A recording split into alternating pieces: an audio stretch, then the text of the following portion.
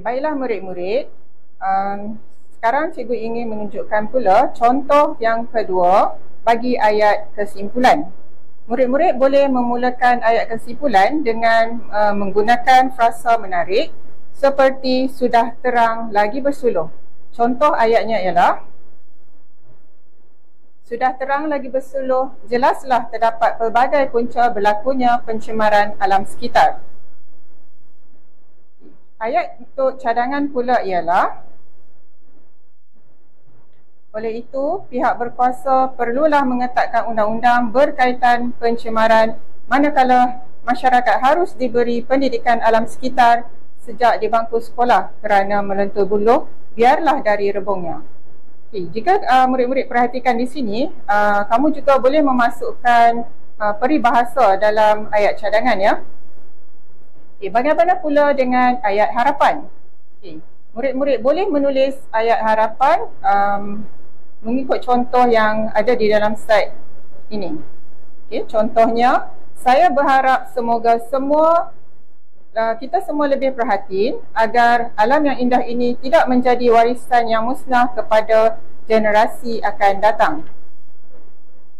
Apabila kesemua ayat kesimpulan, cadangan dan juga harapan telah digabungkan, maka satu perenggan penutup yang lengkap telah pun dapat dihasilkan. Contohnya, sudah terang lagi bersuluh, jelaslah terdapat pelbagai punca berlakunya pencemaran alam sekitar.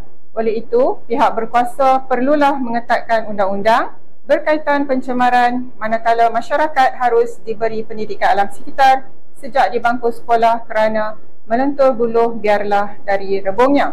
Saya berharap semoga kita semua lebih perhatian agar alam yang indah ini tidak menjadi warisan yang musnah kepada generasi akan datang. Baiklah murid-murid, sekarang mari kita lihat tugasan kamu untuk hari ini. Soalan untuk tugasan kamu pada hari ini ialah, masalah pencemaran alam sekitar di negara kita harus ditangani dengan segera. Huraikan langkah-langkah yang boleh diambil untuk mengatasi pencemaran alam sekitar. Anda dikehendaki menulis perenggan penutup karangan menggunakan teknik tercahar berdasarkan soalan di atas. Berdasarkan soalan yang diberikan, murid-murid perlulah mengenal pasti tema, isu, kehendak soalan ataupun tip. Iaitu tema bagi soalan ini ialah tentang pencemaran alam sekitar. Isu bagi soalan ini ialah pencemaran alam sekitar di negara kita. Manakala kehendak soalan ialah kita perlu menulis langkah-langkah yang boleh diambil untuk mengatasi pencemaran alam sekitar. Bagi memudahkan murid-murid menulis perenggan penutup, cikgu ada sediakan rangka untuk penutup karangan. Untuk rangka penutup karangan kamu boleh memulakan dengan penanda wacana, disambung dengan huraian tema, dan selepas tu kamu boleh tulis ayat cadangan bermula dengan oleh itu, disambung dengan kata bantu dan ayat seterusnya. Dan ayat yang ketiga ialah ayat harapan, iaitu saya berharap agar ayat kamu yang seterusnya.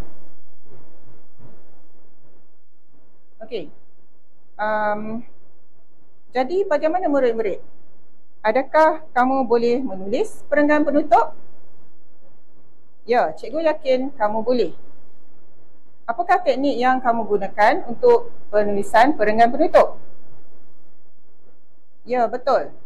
Teknik yang kita gunakan untuk hari ini ialah ke-ca-ha, iaitu ke untuk ayat kesimpulan, ca untuk ayat cadangan dan ha untuk ayat harapan. Dengan terhasilnya perenggan penutup, maka lengkaplah sebuah karangan yang baik.